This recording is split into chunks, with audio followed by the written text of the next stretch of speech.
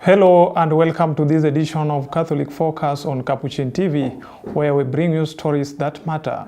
From the Vatican, Pope Leo XIV reaffirms the church leadership as a divine institution essential for spreading Christ's gospel, and back home the church leaders call for the effective participation on the voter registration, and among other stories of interest. I'm Charles Martin with sign language interpretation by Charity Gima. Pope Leo XIV has reaffirmed that the church hierarchy is a divine institution essential for spreading Christ's gospel. Speaking at Wednesday General Audience, he explained that the bishop, priests, and deacons continue the apostles' missions to guide, sanctify, and teach the faithful. Drawing from the Lumen Gentium, the Pope stressed that while all baptized share in Christ's priesthood, ministerial roles carry sacred authority to ensure the faith is faithfully transmitted. He urged the church to cultivate leaders filled with courage and evangelical charity, capable of boldly proclaiming the gospel and serving the people of God in every corner of the world. Let's take a look. Brothers and sisters, our ongoing catechesis on the Second Vatican Council, today we reflect on the teachings of the dogmatic constitution Lumen Gentium, concerning the hierarchical structure of the Church. In this regard, it is helpful to bear in mind that the Church is not something we invented, but is a divine institution established by Jesus himself. Christ appointed the apostles, placing Peter at their head, and sent them out to continue his salvific mission until his return in glory. To perpetuate this same mission, ministers were invested with sacred power to be the successors of the apostles as bishops, in whose ministry priests and deacons likewise participate through the sacrament of holy orders.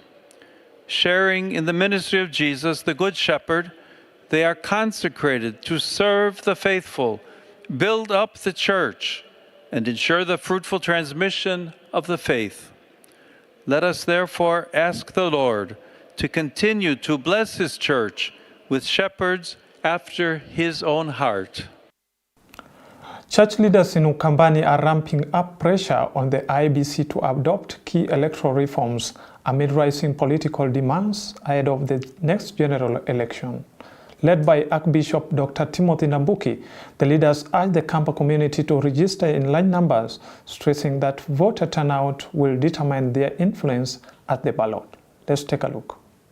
Tumekutana hapa katika kanisa hili la Anglican Church Machakos, na tumekutana kikundi ambacho kinaitwa kwa jina la Ukambani Church Leaders Association, ambayo kimeleta makanisa 22 na lengo kuu ya siku ya leo ilikuwa tuje tuongee kwa pamoja, kwa sababu tukiangazia 2027 tunaona mambo mengi ambayo yanaweza kutendeka katika taifa hili letu, mambo ambayo hayafai machoni pa Mungu, na sisi tukiwa viongozi wa kidini na hasa sana wa kanisa kuhusu jambo hili, tunasema wakati mwingine tunatenda madhambi makubwa wakati wa elections.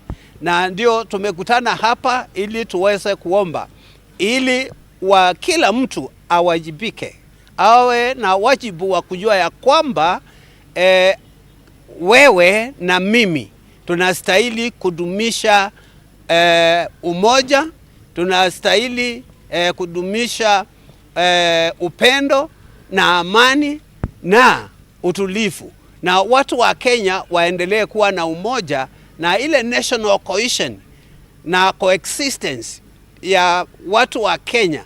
Endapo mtu ni wa jamii fulani na anakaa mahali fulani, tusiingize siasa za kuharibu mali ya watu kwa sababu they belong to another community. Kwa hivyo jambo hilo ndilo sisi kama maaskofu tumezungumzia, na tunataka nafasi hiyo ichukuliwe pia na IBC ili waweze kuona ya kwamba tuna election ambayo ni free, fair na amani idumishwe kwa kila mtu. IBC pia ni lazima wawajibike na wajaribu kuona ya kwamba kila sehemu, wamefika kila sehemu, wako kila mahali, na wanapeana mwongozo pia na services zile zinastahili kabla ya uchaguzi wa 2027, kwa sababu si haki sehemu fulani kwa sababu iko nyuma wakose unduma yao. Unduma yao inastahili kila mahali. And on to matters of forestation, Murang'a County has launched a new program to plant indigenous and medicinal trees aiming to preserve the environment and safeguard traditional knowledge. The initiative, led by the Institute for Culture and Ecology in partnership with the county government, uses the technical college as a planting hub to ensure wide community participation. Nancy Kajuju reports. An effort to support the government's tree planting agenda, environmental stakeholders in Murang'a County have officially launched a program to plant indigenous and medicinal trees.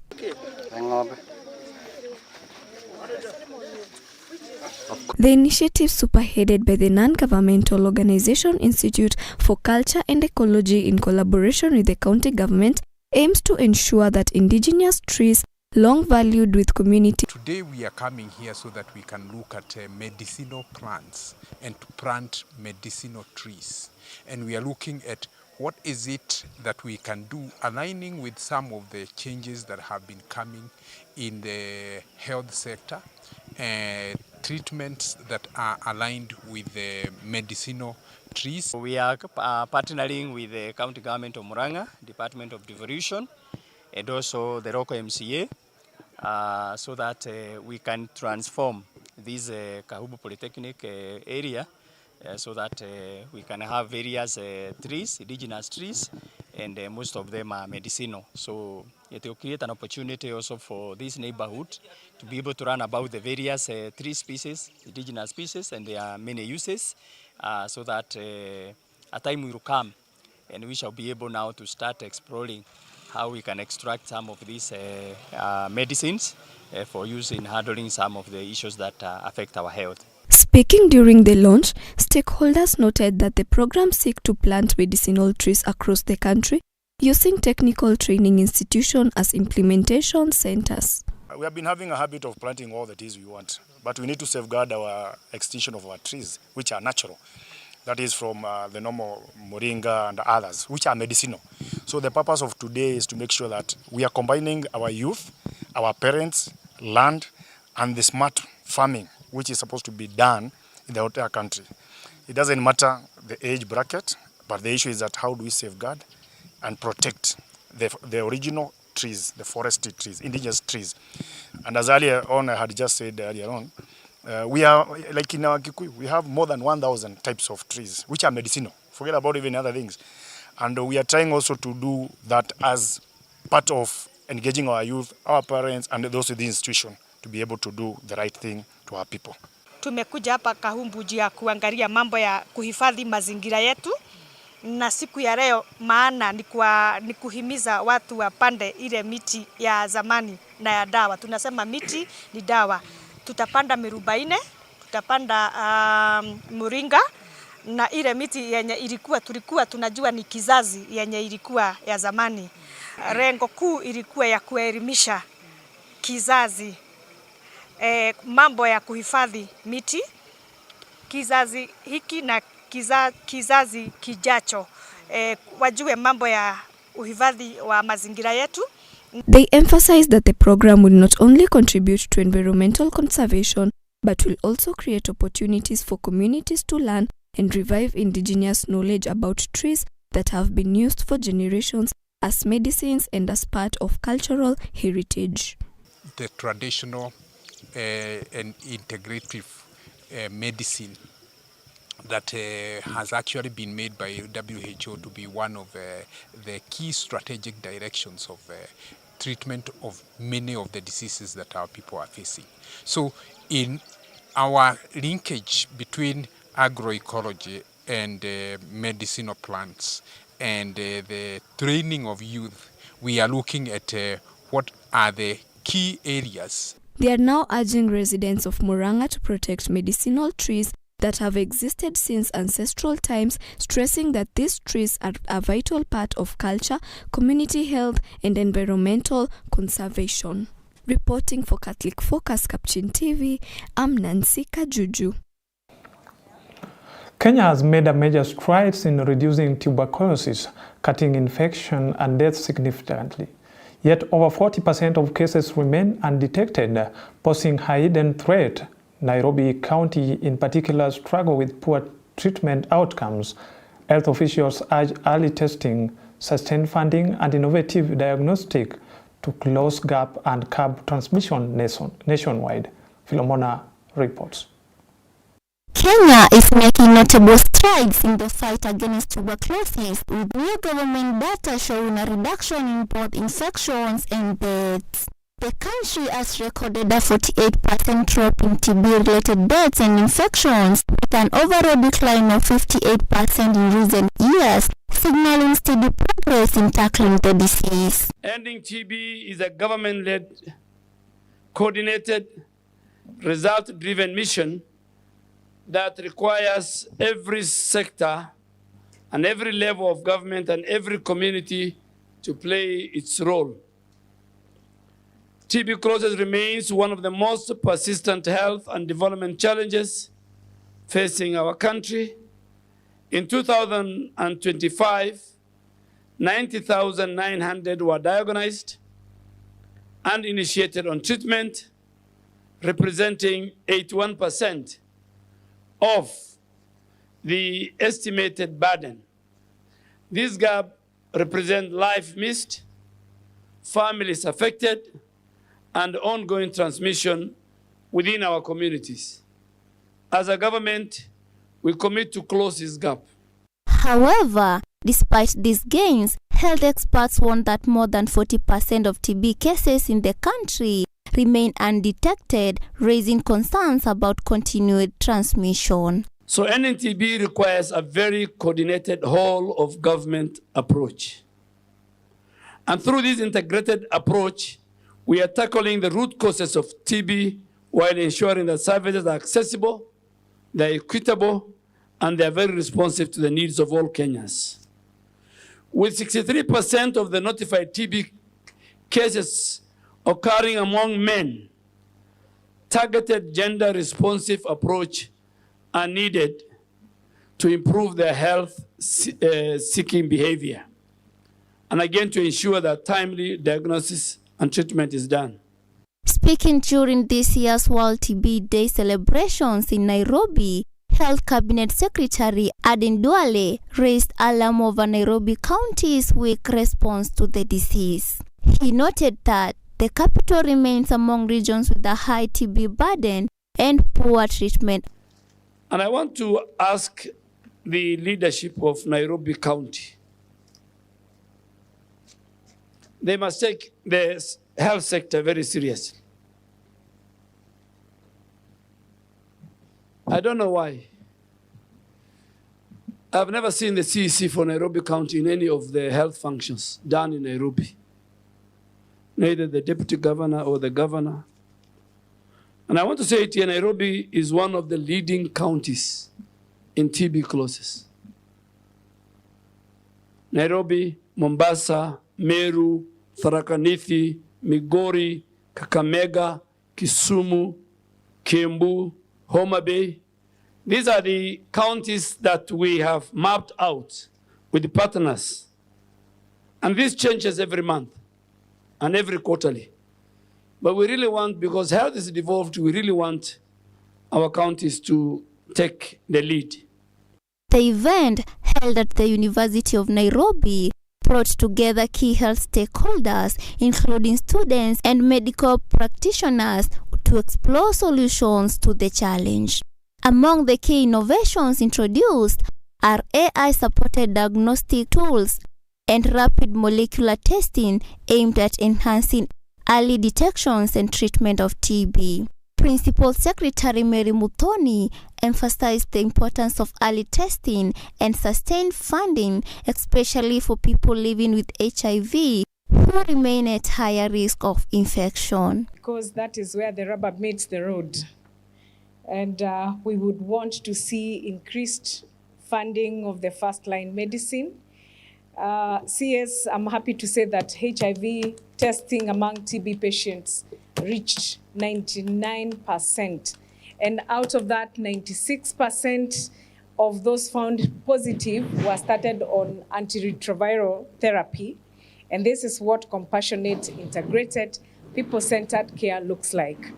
She added that the fight against TB extends beyond healthcare facilities, citing poverty, overcrowding, and stigma as major drivers of the disease, particularly in densely populated urban areas. Ladies and gentlemen, government cannot end TB alone. So I'm calling upon the private sector to join hands with government. And it will take dedicated healthcare workers, it will take community health promoters, it will take families who stand with their loved ones like we saw here. It will take survivors who chose to speak out so that others may seek care without fear or shame.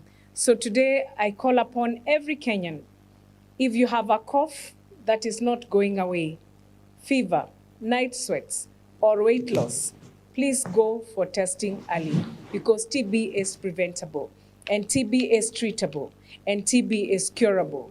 Let us reject stigma, let us choose compassion, let us act with urgency, and let us stand together as one nation, one people with determination. And as Kenya edges closer to eliminating tuberculosis, health officials say the focus must now shift to closing existing gaps and ensuring no community is left behind. Reporting for Catholic Focus, Capuchin TV, I am Philomena Munyoki.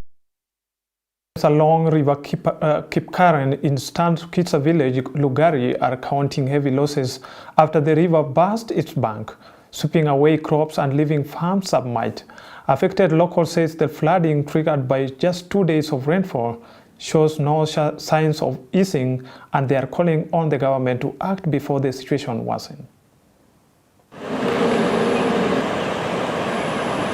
Maji imenifamia hata nimeshindwa kujua nitafanya namna gani. Nilikuwa nimetumia mbolea mifuko 5 kupanda hili shamba. Maji imefamia ndani, jinsi ya kufanya sijajua. Mali niko hapa namna hivi nimesema ndani ya shamba yangu. Ile miti mnaona siko hizo mbao hizi miti sambo siko kwa shamba yangu. So maji imeruka paka imefika kwa shamba, miti siko ndani ya shamba yangu. Jinsi ya kufanya nimeshindwa. Paka hata mama amshatoroka kwa shamba, niliona wakati mvua na maji imejana mna hivi na ametorokea ni mahali pengine kwa jirani. Nimeshindwa nitaenda wapi? Kwa hivyo hii mto leo imefurika kabisa. Huwa tunatarajia mwezi wa 8 ndio huwa tunaona imefurika kabisa, lakini leo imekuwa maajabu. Mwezi tu wa 3 maji imefamia mashamba yetu na tulikuwa sasa ndio tumepanda mahindi haichamea, sasa imefamia hiyo vitu yote imeharibu. Sisi tumepaki tu bure, hatujui leo njaa itatuua, hatujui serikali tusaidie tu. Maji imekuja imemaliza shamba yangu. Hata mimi ninaposimama hapa niko ndani ya maji. Kama ni mimea yote kwa shamba maji imechukua. Kama ni mifuko yote maji imechukua. Hata mimi mwenyewe maji nataka kuchukua. And to matters of devolution, governors are demanding universal health coverage funds to be included in the 2026-2027 equitable share, warning that conditions grants cause delays and triggered strikes. Led by Council of Governors Chair Ahmed Abdullahi, they urge the Senate to guarantee the funds through the Division of Revenue Bill, as stands backed by the CRA. Our reporter Asmo. Governors across the country are now pushing for a major shift in how universal health coverage funds are managed in the 2026-2027 financial year. Led by Council of Governors Chair Ahmed Abdullahi, the county leaders are demanding that UHC funds be included in the equitable share allocation rather than being issued as conditional grants. With respect to the Division of Revenue, recommendations for 2026-2027, which is what brings us here, Chair, we note that the Senate, in its initial 2025 budget policy statement recommendations, had put up a figure of 465.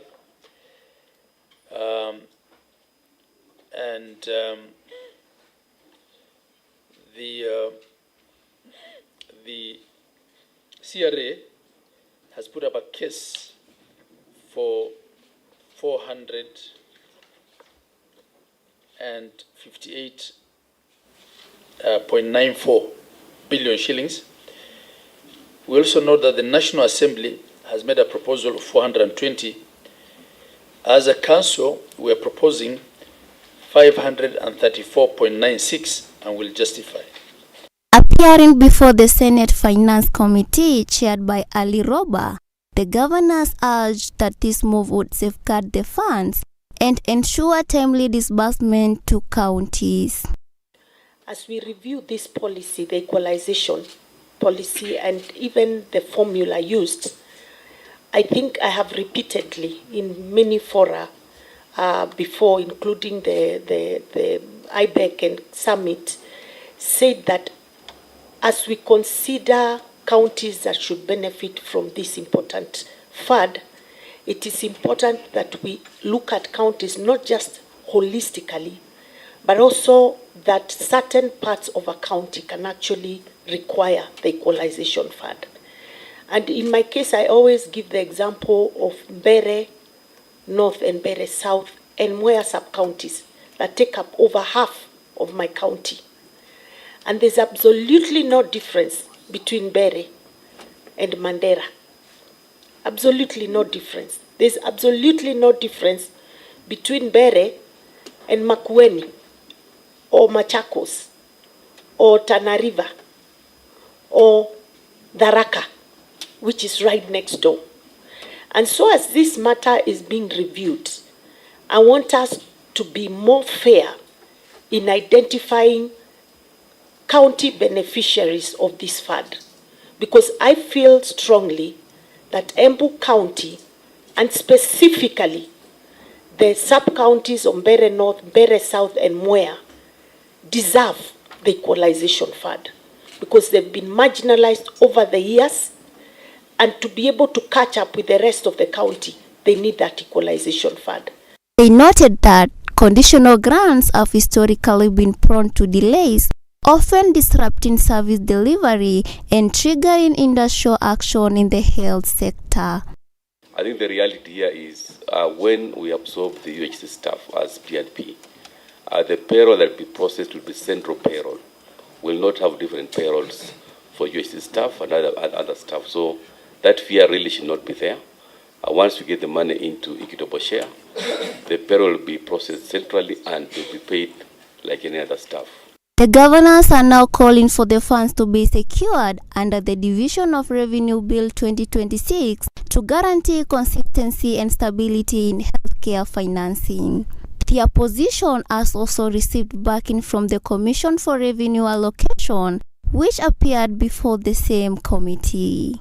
The meeting sought to build consensus on the best approach to managing UHC funds as stakeholders work towards strengthening the country's healthcare system. Reporting for Catholic Focus, Capuchin TV, I am Philomena Munyuk. Residents of Mumias East in Kakamega County are being urged to reject voter bribery and instead elect leaders based on policies and development agendas ahead of the 2027 general election. This follows a civic awareness training aimed at promoting responsible voting and peaceful coexistence. Our reporter, Susan Bulemi, has more. Speaking after a civic training session, Afrinov's Charlotte Akinyi urged voters to scrutinize candidates' development plans and avoid being influenced by handouts during campaign periods. She also encouraged high voter turnout to ensure credible leadership is elected. Sensitize communities on issues of election and election malpractices, because many people, especially the young people, they don't really go for even the aspect of voting. They're taking the ID cards and plus the voting cards. So we are telling them that it is their right also to vote. By you not voting, you also commit an election malpractice, because you basically advocate for the person that maybe you did not vote for. You, even if you don't vote, you actually vote indirectly. So we tell communities to take up their civic roles, to do the voting, and also to elect leaders who are very, very good in terms of accountability, so that they don't regret later after doing something that is not right. Residents led by Lynette Mwale described the training as an eye-opener, pledging to prioritize issue-based leadership over financial inducements. Tunataka katika Mumias East tuweze kuwa na uongozi bora, si bora tu uongozi. Mara mingi tumesikia kwamba tukisikia kuna mheshimiwa anagawa hizo handouts tunakimbilia, lakini saizi kama shirika la Afrinov linasema ya kwamba tuweze kuwa na uongozi bora, tuweze kuangalia msimamo wa mtu, sera gani ako nazo, ili tuweze kusaidika kama youth, kama wamama mashinani, na pia kama wazee wale wameachwa huku nyumbani, ili tuweze kuweko kwa ujumla pamoja. Tujaacha nyuma, pia shirika la Afrinov lijaacha pia walemavu nyuma. Tunahamasisha kwamba tuweze kufanya nini, tuweze kuenda mbele pamoja. Local administration officials also weighed in, with Indangalasia Sublocation Assistant Chief Caroline Barasa advocating for the use of alternative dispute resolution to address conflicts, warning that unresolved disputes could escalate into violence. Kikundi kama hiki cha Afrinov kinatusaidia sana sisi kama serikali. Kwa mfano kudili na dhuluma. Sana sana dhuluma kwa mama na watoto, gender based violence. Afrinov imetusaidia sana na vikundi vingine kama hivi. Kupigana na dhuluma sio solution ya kila kitu. Kuelewana ndio dawa. Si ati ukikasirika unapiga mtu ama ukikasirika unaua mtu. Kuna solutions mingi za hizo matatizo yanakuja. Sio lazima upige mtu ama uwe mtu ndio ukuwe umepata suluhisho. As the country gears up for the 2027 polls, the message here remains clear: vote wisely, uphold peace, and prioritize development. Reporting for the Catholic Focus, Capuchin TV, I'm Susan Bulemi. And that brings us to the end of this edition of Catholic Focus on Capuchin TV. Thank you for staying with us. Keep it on Capuchin TV for more inspiring and informative stories. I'm Charles Mavaton with sign language interpretation by Charity Ngema.